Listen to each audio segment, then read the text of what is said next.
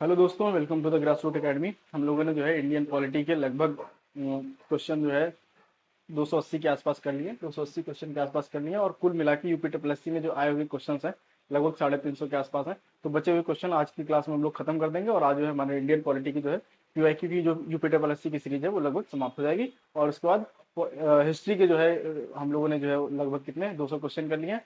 History की continue रहेगी और इसके हिस्ट्री के पैरेलल में हम लोग इकोनॉमिक्स की क्लास जो है कल से पीवाईक्यू की शुरू कर देंगे। तो हम लोग देखते हैं कि पहला क्वेश्चन हमारा क्या है। पहला क्वेश्चन यह है कि भारत के संविधान में वर्तमान में कुल कितनी अनुसूचियां हैं। वर्तमान में कुल कितनी अनुसूचियां हैं वो जानने से पहले आप जान लीजिए कि भारत का संविधान जब बना उस समय कितनी अनुसूचियां थी। तो जब भारत का संविधान बना तो कुल मिला के जो है 395 अनुच्छेद थे और अनुसूचियां कितनी थी, 8 अनुसूचियां थी। ठीक है, 8 अनुसूची के बाद नवी अनुसूची जो है वो कब जोड़ी गई। नवी अनुसूची 1951 में पहले संविधान संशोधन के द्वारा जोड़ी गई। कब? पहले संविधान संशोधन के द्वारा 1991 में जोड़ी गई। ठीक, 51 में जोड़ी गई। फिर दूसरी 10वीं अनुसूची कब जोड़ी गई है, वो 1900 जो है 1956 में, सॉरी 1985 में, 1985 में कब जोड़ी गई, 52वें संविधान संशोधन, 52वें संविधान संशोधन द्वारा 10वीं अनुसूची जोड़ी गई। जिसमें क्या था, दल बदल था, दल बदल से संबंधित कानून था, दल बदल पर निषेध। और उसके बाद 11वीं अनुसूची, 11वीं अनुसूची आप लोग जानते हैं 11वीं और 12वीं अनुसूची कब जोड़ी गई, 73वें और 74वें संविधान संशोधन थे। 74वें संविधान किस ईयर में, 1992 में जो है ये दो अनुसूचियां जोड़ी हुई। ठीक है, और ये किससे थी, ये ग्रामीण स्वशासन से संबंधित थी, ग्रामीण स्वशासन से संबंधित, और ये नगरीय स्वशासन से संबंधित, नगरीय। ठीक है, तो आप हम लोग देख लेते हैं कि वर्तमान समय में कुल कितनी अनुसूचियां हैं, वो कितनी है, 12 अनुसूचियां। ठीक है, इसके बाद अगली क्वेश्चन की तरफ हम लोग चलते हैं। नेक्स्ट क्वेश्चन है कि इधर एक तरफ जो है प्रावधान दिए हुए हैं और उधर मैच करना है कि कौन सा अनुच्छेद किससे संबंधित है। सबसे पहला, धर्म वंश जाति लिंग के आधार पर जो है भेदभाव नहीं किया जाएगा। 21 अनुच्छेद में है, ये आपका अनुच्छेद हो जाएगा अनुच्छेद नंबर 15। ठीक है, कौन सा अनुच्छेद, अनुच्छेद नंबर 15। जो दूसरे में दे रखा है, कारखानों में बालकों के नियोजन से संबंधित जो है चाइल्ड लेबर का प्रोविजन जो है संविधान के किस अनुच्छेद में है, वो आपका अनुच्छेद नंबर 24, अनुच्छेद नंबर 24। इसको मैच कर लीजिए आप। अस्पष्टता का उन्मूलन मतलब अनटचेबिलिटी, वो संविधान के किस अनुच्छेद में, अनुच्छेद 17। अब इसको मैच कर लीजिए और उसके हिसाब से देख लीजिए आपका कौन सा ऑप्शन सही हो जाएगा और क्वेश्चन नंबर बी सही हो जाएगा। ठीक है, अगला हम लोग देखते हैं कि भारतीय संविधान में दी गई किस निम्न में से किस अनुसूची में दल बदल से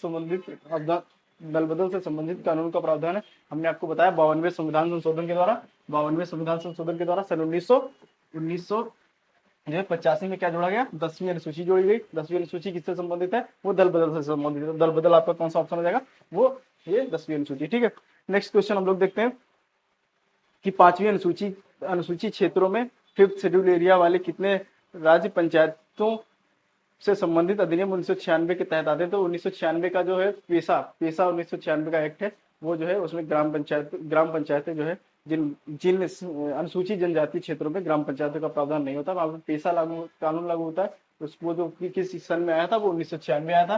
फिर पूछा कि कितने जो है राज्यों में जो है वो पेशा कानून लागू है, वो कितने में है, वो 10 राज्यों में। किसमें, 10 राज्यों में। ठीक है, अगला हम लोग देखते हैं अनुच्छेद डैश डैश डैश के प्रावधानों के तहत लोकसभा तथा राज्यसभा की संयुक्त बैठक का प्रावधान, लोकसभा और राज्यसभा की संयुक्त बैठक का प्रावधान किस अनुच्छेद में, वो हम लोग देख लेते हैं। वो आपका है 108 में। किसमें, लोकसभा और राज्यसभा की संयुक्त बैठक कब कराई जाती है।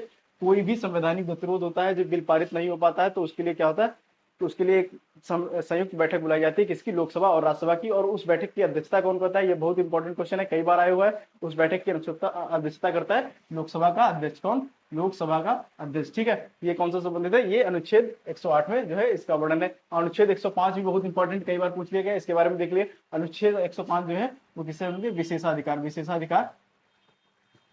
और किसके विशेषाधिकार, संसद के सदस्यों के विशेषाधिकार किस अनुच्छेद में, अनुच्छेद नंबर 105 में। ठीक है, उसके बाद हम लोग देखते हैं राज्यसभा की विशेष शक्ति। इस आशय का प्रस्ताव अपनाकर संविधान के अनुच्छेद डैश डैश 10 में दिया गया है कि वह राज्य सूची में शामिल किसी भी मामले के संबंध में कानून बनाने के लिए संसद को जो है सशक्त कर सकता है। तो संविधान का एक अनुच्छेद है जो यह बताता है कि राज्यसभा अगर वो बिल पारित कर दे तो केंद्र सरकार जो है, केंद्र सरकार राज्य सूची के विषय पर भी कानून बना सकती है। जैसे आप अगर इंडियन पॉलिटी को जानते हैं तो उसमें है जो राज्य केंद्र सूची पर है उसमें कानून बनाने का अधिकार सेंट्रल गवर्नमेंट को होता है, जो राज्य सूची है उसमें कानून बनाने का अधिकार राज्य सूची को होता है, जो समवर्ती सूची है उसमें कानून बनाने का अधिकार दोनों को होता है। और एक आती है अवशिष्ट सूची, जो इन तीनों में नहीं है, उसमें वो अवशिष्ट सूची में, और अवशिष्ट सूची पर कानून बनाने का अधिकार किसको है, केंद्र को होता है। लेकिन यदि राज्यसभा पारित कर दे एक बिल कि आप इन विषयों पर राज्य सूची में जो है क्या बना सकते हैं, कानून बना सकते हैं, तो जो है संसद जो है राज्य के विषयों पर भी कानून बना सकती है। वो अनुच्छेद कौन सा है? वो अनुच्छेद आपका है अनुच्छेद 249 के तहत अगर राज्य जो है राज्यसभा कोई बिल पारित कर दे तो कि आप जो है इन विषयों पर राज्य सूची की कानून बना सकते हैं, तो केंद्र जो है उन राज्य सूची के विषयों पर कानून बना सकती है। ठीक, अगला हम लोग देखते हैं भारतीय संविधान का निम्नलिखित में से कौन सा अनुच्छेद मानव के क्रय विक्रय और जबरदस्ती मजदूरी के प्रतिवेद है? तो कौन सा अनुच्छेद है कि जो मानव के क्रय विक्रय, बलात्, श्रम और उससे संबंधित जो है एक तरह से शोषण के विरुद्ध अधिकार भारतीय संविधान के दो अनुच्छेदों में 23 और 24 में। 23 और 24 में क्या है? शोषण के विरुद्ध अधिकार, ये फंडामेंटल राइट है। 34 में जो अधिकार है वो क्या कहता है? फंडामेंटल राइट अनुच्छेद 24 कहता है कि जो है चाइल्ड लेबर से संबंधित है कि आप बच्चों से जो है लेबर नहीं करा सकते। और 23वें में क्या है? बलात्सम, आप किसी से जबरदस्ती नहीं करा सकते, किसी से बेगारी नहीं करा सकते, किसी को पैसा दिए बिना उससे काम नहीं करा सकते। तो ये कौन सा अनुच्छेद है? ये अनुच्छेद आपका 23वां है। ठीक है, ये इंपॉर्टेंट है। अनुच्छेद 32 आप लोग जानते हैं संवैधानिक उपचारों का अधिकार है। अनुच्छेद 26 भी आप जानते हैं ये धार्मिक स्वतंत्रता से संबंधित है। और 24वां जो है किससे बताया? ये चाइल्ड लेबर से संबंधित है। ये इंपॉर्टेंट चार है। अगला हम लोग देखते हैं भारतीय संविधान का कौन सा अनुच्छेद कानून के समक्ष समानता को प्रदान करता है? कानून के समक्ष समानता किस अनुच्छेद में दी गई है? कानून के समक्ष समानता भारत के संविधान अनुच्छेद 14 में दी गई है। अनुच्छेद 14 कहता है कि कोई भी व्यक्ति हो, वह देश का नागरिक हो चाहे नागरिक ना हो, कानून के समक्ष समानता का अधिकार नागरिक और गैर नागरिक दोनों का है। इंपॉर्टेंट क्वेश्चन है इसमें एक और ये भी फंसता है, इसमें आ गया है तो बता ही देता हूँ कि संविधान के कुछ मौलिक अधिकार सिर्फ नागरिकों को प्राप्त हैं, कुछ जो है उन नागरिकों को भी प्राप्त है और विदेशियों को प्राप्त है। तो उन्हीं में से एक है अनुच्छेद 14 एक। ठीक है, तो वो जो है आप लोग देख लीजिएगा। तो ये वजह विधि के समक्ष समता जो है वो किस अनुच्छेद में आता है? वो अनुच्छेद 14 में आता है। इसमें जो है विधि के समक्ष जो है सारे व्यक्ति जो है वो समान होंगे, ये अनुच्छेद हमारा 14 कहता है। अनुच्छेद 21 किससे संबंधित है? ये राइट टू लाइफ से संबंधित है, जीवन के अधिकार से संबंधित है। अनुच्छेद 12 में जैसे थोड़ी देर पिछले वीडियो पे हमने बताया था कि अनुच्छेद 12 किससे है? वो राज्य की परिभाषा है। राज्य की परिभाषा मतलब अगर आपने अपने फंडामेंटल राइट का डिमांड कर रहे हैं तो आप किससे अपने फंडामेंटल राइट का डिमांड करेंगे? वो स्टेट से करेंगे। स्टेट जो है वो आपके फंडामेंटल राइट को, मौलिक अधिकारों को प्रोटेक्ट करेगा। तो और उस राज्य की डिफिनेशन, मतलब आप राज्य किसको कहेंगे तो राज्य की डिफिनेशन किसमें है? वो संविधान के अनुच्छेद 12 में है। और अनुच्छेद 17 क्या है? ये अस्पृश्यता से संबंधित है, अनटचेबिलिटी से संबंधित है। अगला हम लोग देखते हैं कि भारतीय संविधान के अनुच्छेद 5 से 11 निम्नलिखित में से किस पहलू से संबंधित है? तो अनुच्छेद का भाग 2 जिसमें संविधान के अनुच्छेद आते हैं 5 से 11 तक। अगर 1 से 4 देखेंगे तो कौन सा है? वो भाग 1 है। 1 से 4 में भाग 1 है संघ और राज्य से संबंधित। भाग 2 जो है 5 से 11, 5 से 11 किससे संबंधित? नागरिकता से संबंधित। तो ऑप्शन आपका कौन सा हो जाएगा? भारत की नागरिकता से संबंधित। ठीक है, और नागरिकता के कितने प्रकार से प्राप्त की जा सकती है ये देख लीजिएगा। किस नागरिकता अधिनियम 1955 पारित किया गया था, उसके अनुसार आप 5 प्रकार से भारत की नागरिकता प्राप्त कर सकते हैं। कैसे? जन्म से कोई भी व्यक्ति जो भारत में के नागरिक का बच्चा है वो क्या होगा? वो भी भारत का नागरिक होगा। वो जन्म से, वंश परंपरा के आधार पर, ठीक है वो, और फिर पंजीकरण के आधार पर, रजिस्ट्रेशन के आधार पर, फिर देशीकरण के आधार पर और भूमि अर्जन के स्थान पर। भूमि अर्जन के आधार पर मतलब कि अगर भारत एज ए कंट्री किसी एक स्टेट को, किसी एक नए भू क्षेत्र को, भूखंड को भारत में मिलाता है तो वहां के लोग जो है भारत के नागरिक हो जाएंगे स्वतः ही। तो ये 5 प्रकार हैं जिससे भारत की नागरिकता जो है वो प्राप्त की जा सकती है। भारतीय संविधान का अनुच्छेद 224 से 229 निम्नलिखित में से किस पहलू से संबंधित है? अनुच्छेद 324 से लेकर अनुच्छेद 329। तो अनुच्छेद 324 आपको अभी थोड़े दिन पहले बताया था। तो अनुच्छेद 324 किससे संबंधित है? वो निर्वाचन आयोग से संबंधित है। किससे? निर्वाचन आयोग से संबंधित है। तो ये क्या हो जाएगा? राज्य की राज्यपाल शक्तियां बिल्कुल नहीं हो सकता है। राज्यपाल की राज्यपाल राज्य शक्तियां जो वो है वो 165 से आसपास है। ठीक है, संविधान के अनुच्छेद अल्पसंख्यकों की सुरक्षा ये भी इससे संबंधित नहीं है। चुनाव, पंचायतें आपको पता है 243 के कहां से? ओ से शुरू होती है, ए से शुरू होती है और ओ तक जाती है। तो ये भी आपका गलत है। तो कौन सा जाएगा? चुनाव से संबंधित है। कौन सा? निर्वाचन आयोग से संबंधित है। और उसके चुनाव की प्रक्रिया से संबंधित अनुच्छेद कौन से? 324 से लेकर 329 तक। ठीक है, अगला हम लोग देखते हैं भारतीय संविधान के किस अनुच्छेद में चुनाव का जो है उल्लेख किया गया है? तो सबको पता है 324 ऑप्शन नंबर जो है अभी थोड़ी देर में लगता है आपको। अगला हम लोग देखते हैं कि भारत के संविधान के अनुच्छेद 243 किसकी व्याख्या की? 243 आपको पता है 243 किससे संबंधित है? पंचायतों से संबंधित है, पंचायतों के गठन से संबंधित है, स्थानीय सुशासन से संबंधित है, मतलब लोकल गवर्नमेंट से संबंधित है। तो लोकल गवर्नमेंट, स्थानीय सुशासन, आपसे पंचायती राज प्रणाली से संबंधित। ऑप्शन आपका बी हो जाएगा। ठीक है, अगला हम लोग देखते हैं कि भारतीय संविधान के किस अनुच्छेद के प्रावधानों के अंतर्गत भारत सरकार को भारत रत्न और पद्म श्री का प्रावधान प्रारंभ किया गया था? पद्म श्री और किससे संबंधित है? भारत रत्न ये जो है पुरस्कार, उपहार, ये किस अनुच्छेद के तहत दिए जाते हैं? वो अनुच्छेद 18। ठीक है, अनुच्छेद 18 ये उपाधियों से संबंधित है। अगला हम लोग देखते हैं अनुच्छेद 15। जैसे आपको पता है धर्म जाति लिंग के आधार पर जो है भेदभाव नहीं किया जाएगा। अनुच्छेद 16 लोक नियोजन में मतलब पब्लिक वर्क्स में होगा, उसमें भी जो है कोई रोजगार हो या पब्लिक कोई योजना हो, उसमें धर्म जाति लिंग के आधार पर भेदभाव नहीं किया जा सकता, ये 16 कहता है। और 17 क्या कहता है, अनटचेबिलिटी संबंधित आस्पर्श। आपको फंडामेंटल राइट्स, आपको डीपीएसपी और आपको जो है नागरिकता से मतलब एक तरह से अनुच्छेद 1 से लेकर अनुच्छेद 51 तक रटे हुए होने चाहिए, क्योंकि ये हर एग्जाम में कहीं ना कहीं आपसे 1-2 क्वेश्चन पूछ ही लेता है। अगला हम लोग देखते हैं, भारत में संघ लोक सेवा आयोग का गठन भारत के संविधान के किस अनुच्छेद में किया गया है? तो संघ लोक सेवा आयोग का गठन भारत के किस अनुच्छेद में है? वो अनुच्छेद 315 में है। किसमें? 315 में है। अनुच्छेद 315 के अंतर्गत जो है क्या, संघ लोक सेवा आयोग, राज्य लोक सेवा आयोग का गठन होगा। मतलब उसमें कहा गया कि प्रत्येक मतलब अनुच्छेद 315 में संघ लोक सेवा आयोग का प्रावधान है, और उसमें यह भी कहा गया कि प्रत्येक राज्य का एक लोक सेवा आयोग होगा। वो किससे संबंधित है? 315 से संबंधित है। ठीक है, अगला हम लोग देखते हैं क्वेश्चन।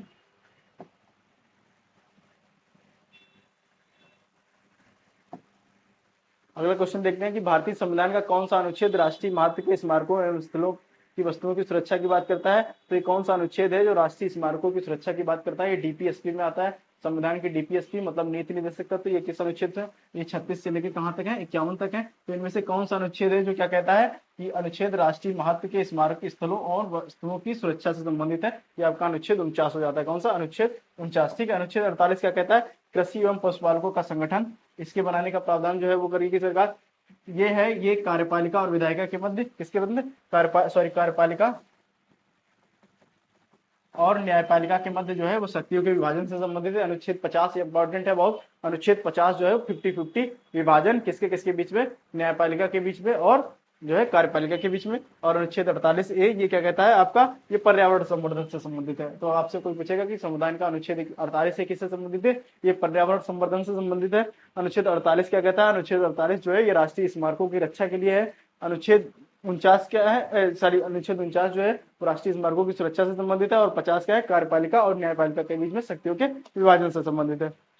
अगला, भारत के संविधान की डैश डैश डैश अनुसूची में असम, मेघालय, त्रिपुरा, मिजोरम राज्यों की जनजातियों के संबंध में प्रावधान है। तो भारत के संविधान की किस अनुसूची में जो है वो किसमें? असम, मेघालय, त्रिपुरा, मिजोरम के प्रशासन से संबंधित प्रावधान है। वो किसमें है? वो आपकी 6ठी अनुसूची में। ठीक है, अगला हम लोग देखते हैं, सारी अनुसूचियां एक बार देख लीजिए, मैं बता देता हूं आपको।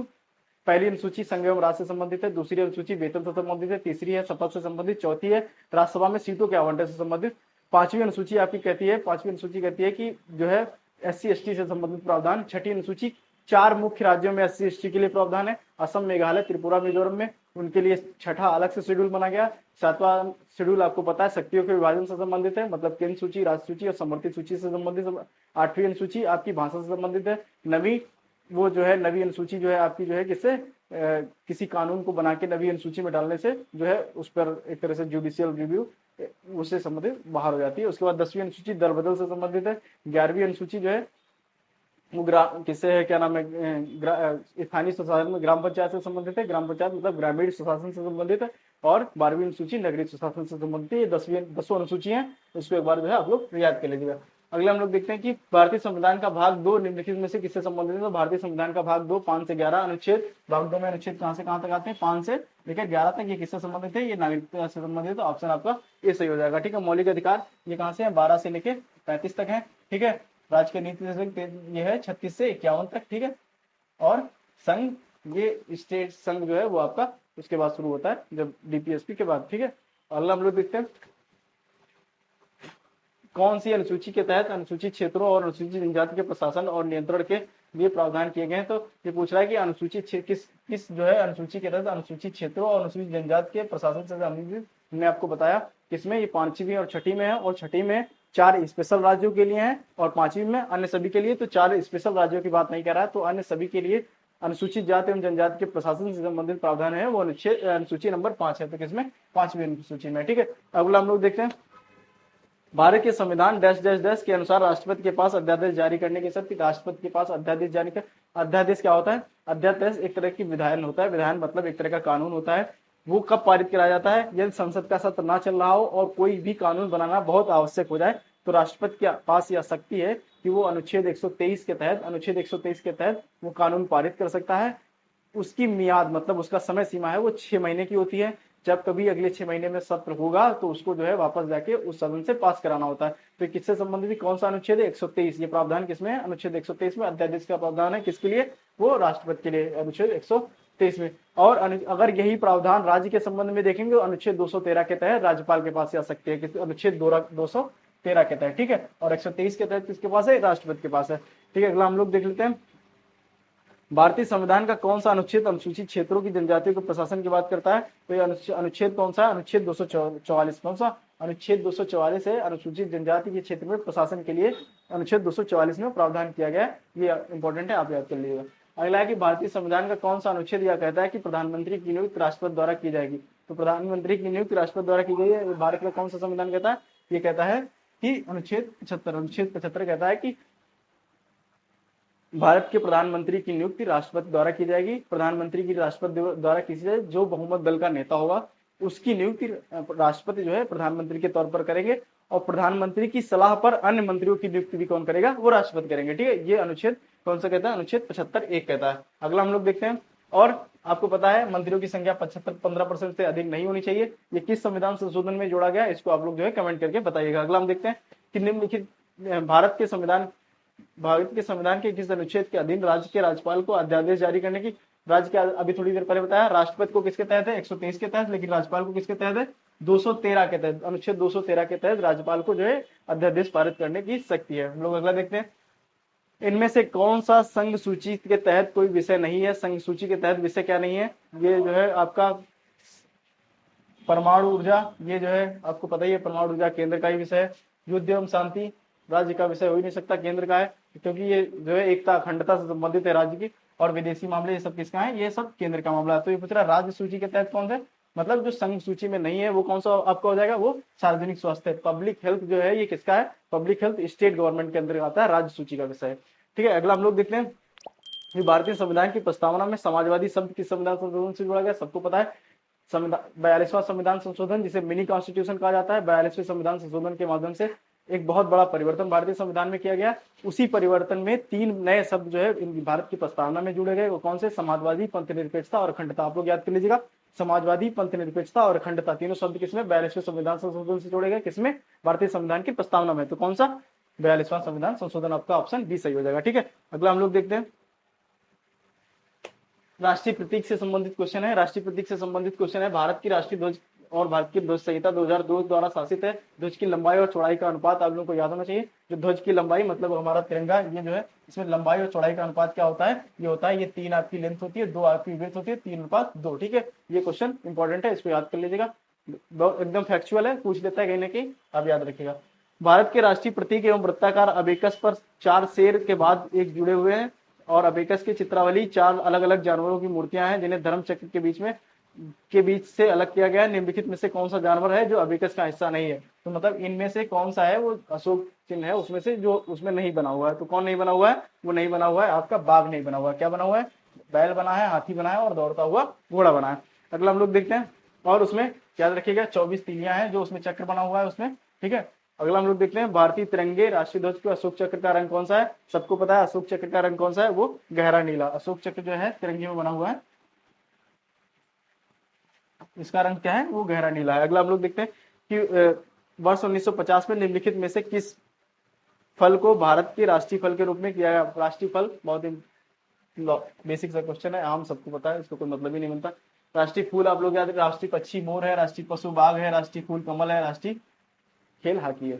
अगला हम लोग देखते हैं, भारत का राष्ट्रीय चिन्ह कहाँ से लिया गया है? तो भारत का राष्ट्रीय चिन्ह कहाँ लिया गया? वो सारनाथ के अशोक स्तंभ से लिया गया। सारनाथ के अशोक स्तंभ से क्या लिया गया? राष्ट्रीय चिन्ह लिया गया।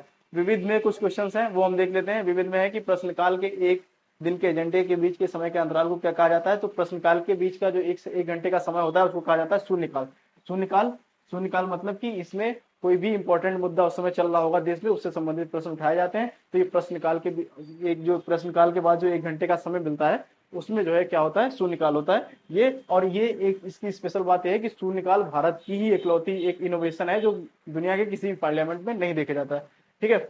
और अगला हम लोग देखते हैं, राष्ट्रीय कृषि नीति संसद में कब प्रस्तुत की गई थी? राष्ट्रीय कृषि नीति जो है वो प्रस्तुत की गई थी वो आपकी 28 जुलाई 2000 में, सन 2000 में, ठीक है। अगला हम लोग देखते हैं, अगला क्वेश्चन है कि भारत में केंद्र एवं राज्य के संबंधों की समीक्षा के लिए 1983 में कौन सा आयोग गठित किया गया? सेंट्रल और स्टेट के रिलेशन से संबंधित कई आयोग हैं, ठीक है, उसमें से आपका कौन सा सरकारिया हो जाएगा, राजमन्नार हो जाएगा, पुंछी कमीशन हो जाएगा, ठीक है। तो अगर इससे संबंधित कई कानून कहे हैं, लेकिन इस पूछ रहा है इनमें से कौन सा है वो सेंट्रल स्टेट से संबंधित है, तो आपको क्या है, मंडल आयोग, ये है ओबीसी रिजर्वेशन से संबंधित, किससे, ओबीसी रिजर्वेशन से संबंधित, तो इसको आप काट दीजिए। विधि आयोग, लॉ कमीशन, ये भी नहीं है। अगला है शाह आयोग, ये भी जो है शाह आयोग भी इससे संबंधित नहीं है, ये भाषा से संबंधित है। शाह आयोग किससे संबंधित? भाषा के बारे में जो है जानकारी देता है। पुंछी कमीशन है, पुंछी कमीशन किससे संबंधित है? ये आपका जो है सेंट्रल स्टेट रिलेशन से संबंधित है, ये बहुत इंपॉर्टेंट है, अगला देख लीजिए, ठीक है। अगला हम लोग देखते हैं, सॉरी, शाह आयोग जो है वो आपातकाल का शक्तियों के दुरुपयोग से संबंधित है, किससे? आपातकाल में शक्ति दुरुपयोग से संबंधित, ठीक है। अगला हम लोग देख लेते हैं, देश के किन कानूनों की समीक्षा के लिए सुब्रमण्यम समिति का गठन किया गया था? तो सुब्रमण्यम समिति का गठन किया गया था पर्यावरण संबंधी कानून के लिए। सुब्रमण्यम समिति आप लोग याद कर लीजिएगा, इंपॉर्टेंट समितियां आज हम जो है एक लेक्चर में आप लोग करा देंगे, एक शॉर्ट्स में, वो आप देख लीजिएगा। फिर भी सुब्रमण्यम समिति किससे संबंधित है? वो जो है पर्यावरण कानून से संबंधित है। अगला हम लोग देखते हैं, स्वतंत्र भारत की प्रमुख मुख्य चुनाव आयुक्त कौन थे? अगर स्वतंत्र भारत के सबसे पहले चुनाव आयुक्त आप पूछेंगे वो कौन थे? वो सुकुमार सेन थे। प्रथम चुनाव आयुक्त कौन है? वो सुकुमार सेन है। वर्तमान में कौन है? ज्ञानंद कुमार है, उनको भी याद कर लीजिएगा। अगर पहले पूछे गए तो कौन थे? वो सुकुमार सेन थे। अगला हम लोग देखेंगे, भारतीय स्वतंत्रता अधिनियम 1947 के पारित होने के साथ भारत एक अधिराज्य बन गया, और अधिराज्य विधानमंडल में भारत संविधान अधिनियम 1945 की किस धारा के प्रावधानों के तहत 1947 से 1949 तक कानून बनाए गए? तो किस धारा में कानून बनाए गए थे? वो आपका धारा 100, मतलब 1935 की कौन सी धारा के अंतर्गत यह शक्ति दी गई थी कानून बनाने की? वो कौन सा है? वो धारा 100 है। अगला हम लोग देखते हैं, निम्नलिखित में से किसने अपने सहयोगियों को यह महसूस कराने के लिए प्रेरित किया था कि संविधान सभा ब्रिटिश निर्मित है और ब्रिटिश योजनाओं पर काम कर रही है, जैसा कि ब्रिटिश चाहते हैं इस पर काम किया जाए? तो ये किसका कथन था? ये कथन था आपका सोमनाथ लाहिड़ी का, सोमनाथ लाहिड़ी का, ठीक है। ये टोटली फैक्ट है, इसमें कुछ समझाने लायक नहीं है, इसको आप रट लीजिएगा। अगला है, भारत में मानहानि को आईपीसी की किस धारा में परिभाषित किया गया? तो मानहानि जो है वो धारा 499 में, ठीक है, धारा 499 में। अगला हम लोग देखते हैं, भारत सरकार अधिनियम 1935 के प्रावधानों में ब्रिटिश सरकार के अंतिम अधिकार का उदाहरण कौन सा है? तो भारत सरकार अधिनियम 1935 के प्रावधानों में ब्रिटिश सरकार के अंतिम अधिकार का उदाहरण कौन सा है? वो कौन सा? प्रांतीय सरकारों पर गवर्नरों की विशेष शक्तियां। क्यों? प्रांतीय अधिकारों पर गवर्नर की विशेष शक्तियां। अगला हम लोग, निम्नलिखित में से कौन भारतीय संविधान की मुख्य विशेषता नहीं है? तो भारतीय संविधान की विशेषता इसमें से क्या क्या नहीं है? लिखित और विस्तृत संविधान, बिल्कुल भारत का संविधान सबसे विस्तृत लिखित संविधान है, तो ये ऑप्शन आपका सही है। वो पूछ रहा है कौन सा नहीं है? द्विस्तरीय सरकार, ये नहीं दिख रहा, ये आपको द्विस्तरीय से त्रिस्तरीय सरकार है, ये ऑप्शन आपका गलत हो जाता है। अगला क्या है? एकल नागरिकता, बिल्कुल भारत में एकल नागरिकता है। एकल नागरिकता मतलब प्रत्येक एक नागरिक, उसके पास भारत की सिटीजनशिप होगी, ना वो किसी राज्य का निवासी माना जाएगा, ना किसी क्षेत्र का, बल्कि वो भारत का नागरिक मान जाएगा, वो एकल नागरिकता से संबंधित है। और सार्वभौमिक वयस्क मताधिकार है, सबको पता है, 18 वर्ष से उम्र का कोई भी व्यक्ति जो भारत का नागरिक हो उसको मतदान का अधिकार होगा, उसको सार्वभौमिक वयस्क मताधिकार कहते हैं। तो ये जो तीनों है वो विशेषताएं। द्विसदनीय सरकार जो है, द्विस्तरीय सरकार जो है वो भारत के संविधान की विशेषता नहीं है, बल्कि त्रिस्तरीय सरकार जो है भारत के संविधान की विशेषता है, तो बी ऑप्शन गलत हो जाएगा आपका। भारत में राष्ट्रीय मानवाधिकार आयोग निम्नलिखित में से किस मंत्रालय के अधीन आता है? तो मानवाधिकार आयोग आता है गृह मंत्रालय, होम मिनिस्ट्री के अंतर्गत आता है मानवाधिकार मंत्री, ठीक है, मानवाधिकार कार्यालय आयोग, ठीक है। अगला हम लोग देखते हैं, अगला है कि भारत की किस राज्य विधानसभा में 2020 में राज्य के लिए 3 राजधानियां, विधायी, कार्यकारी और न्यायिक का प्रस्ताव करते हुए सभी क्षेत्रों का विकेंद्रीकरण एवं समावेशी विकास विधेयक पारित किया गया था? एक राज्य है जिसमें विधायी, कार्यकारी और न्यायिक राजधानियां अलग अलग बनाने का एक प्रस्ताव पारित किया गया था, उस राज्य का नाम पूछ रहा है, वो राज्य आपका कौन सा है? आंध्र प्रदेश। आंध्र प्रदेश ऐसा राज्य है जिसमें विकेंद्रीकृत राजधानियों की बात करी गई थी, उसमें कहा गया था न्यायिक राजधानी अलग होनी चाहिए, विधायी राजधानी अलग होनी चाहिए और कार्यकारी राजधानी अलग होनी चाहिए। अगला हम लोग देखते हैं कि कौन सी सरकार आम लोगों के सबसे ज्यादा करीब होती है? तो आम लोगों के सबसे ज्यादा करीब कौन सी होगी? जो सबसे पास होगी। आप किसी अगर गांव में रहते हैं, किसी अगर नगर पालिका में रहते हैं, नगर निगम में रहते हैं, तो आप सबसे आसान आपके लिए किसके पास पहुंचना होता है? जो आपकी सबसे लोकल गवर्नमेंट्स होती हैं, लोकल गवर्नमेंट स्थानीय स्वशासन होता है, मतलब चाहे ग्राम पंचायत हो चाहे नगर पंचायत हो। तो ये पूछ रहा है कि सबसे पास कौन होता है? वो पंचायत होती है, तो क्या हो जाएगा? स्थानीय सरकारें, ठीक है, जो लोकल गवर्नमेंट्स होती है वो। भारत के संविधान में इनमें से क्या राज्य सूची में सम्मिलित नहीं है? तो राज्य सूची में क्या सम्मिलित नहीं है? पुलिस, स्टेट पुलिस जो है वो स्टेट गवर्नमेंट की आती है। कानून व्यवस्था, law and order state maintain करने की उसकी जिम्मेदारी है। दंड प्रक्रिया और जेल, तो ये है दंड और प्रक्रिया, ये दंड और उसकी प्रक्रिया बनाने संबंधित जो है ये किसमें आता है, ये आपका आता है समवर्ती सूची में। बाकी ये तीनों जो है किसमें आते हैं, वो स्टेट राज्य सूची में आते हैं। अगला, भारत के संविधान में जन स्वास्थ्य एवं स्वच्छता, ये किसका है, राज्य सूची का विषय है। सूचियां एक बार आप देख लीजिएगा इसमें, ठीक है। संघ सूची में कुल कितने 97 विषय हैं, राज्य सूची में 66 विषय हैं, ठीक है। समवर्ती में 47 विषय हैं। संघ सूची में कितने हैं, वो 97 है, राज्य सूची में 66 है और समवर्ती में 47 है। कितने विषय किस सूची में है ये भी याद रख लीजिएगा और एक बार सूची को देख लीजिएगा। एक, भोजन में मिलावट को रोकने के लिए भारत सरकार द्वारा में खाद्य अधिनियम निवारण, खाद्य अमिश्रण निवारण अधिनियम पारित किया था। किस वर्ष पारित किया था, ये 1954 में। खाद्य अमिश्रण निवारण अधिनियम मतलब खाद्य पदार्थों में किसी प्रकार का मिश्रण नहीं होना चाहिए, ऐसा अधिनियम जो है तो पारित किया गया 1954 में पारित किया गया। अगला हम लोग देखते हैं, अगला है कि केंद्र सरकार के विभिन्न मंत्रालय विभागों की काम की जांच करने के लिए विभाग से संबंधित स्थायी समितियों की स्थापना तो कब की गई थी, ताकि संसद के प्रति जवाबदेही उम्मीद किया। तो स्थायी समितियां हैं, उसका प्रावधान जो है भारत की संसद में कब से किया गया, तो ये आपका 1993 से, किससे, 1993 से किया गया। अगला हम लोग देखते हैं, भारत की संसद में हिंदू विवाह अधिनियम कब लागू किया गया, तो हिंदू विवाह अधिनियम 1955 का है, बहुत इंपॉर्टेंट है। अगर आपसे हिंदू विवाह अधिनियम कब है, कब का है, ये 1955 का है। अगला हम लोग देखते हैं, अगला क्वेश्चन है कि निम्नलिखित में से कौन सा कथन गलत है। भारत के संविधान के अनुच्छेद 61 में राष्ट्रपति के महाभियोग की प्रक्रिया का वर्णन है, बिल्कुल सही है, ठीक है। महाभियोग की प्रक्रिया किसमें है, अनुच्छेद 61 में है, वो भी किसके प्रति है, राष्ट्रपति के प्रति, ये ऑप्शन सही है। अगला है, वो पूछ रहा है कौन सा गलत है, तो हमको गलत चुनना है। महाभियोग प्रस्ताव संसद के किसी भी सदन में प्रस्तुत किया जाता है, बिल्कुल, चाहे लोकसभा में करिए चाहे राज्यसभा में करिए, कोई दिक्कत नहीं है। महाभियोग प्रस्ताव सदन के कुल सदस्यों के 2/3 से अधिक बहुमत से पारित होना चाहिए, बिल्कुल सही है कि अगर कोई किसी राष्ट्रपति के खिलाफ महाभियोग लाया जा रहा है तो उसको पारित कराने के लिए विशेष बहुमत की आवश्यकता होती है, और विशेष बहुमत जो है वो कितना होता है, वो 2/3 होता है। तो ये भी ऑप्शन हमारा सही है। अगला है कि राष्ट्रपति पर राष्ट्रीय सुरक्षा के उल्लंघन के लिए महाभियोग चलाया जा सकता है, बिल्कुल नहीं, ये जो है इससे संबंधित महाभियोग नहीं चलाया, क्योंकि उनपे महाभियोग जो है वो उसका पीछे का बेसिस होता है असंवैधानिक कार्यों को करने के लिए जो है चलाया जा सकता है, ठीक है।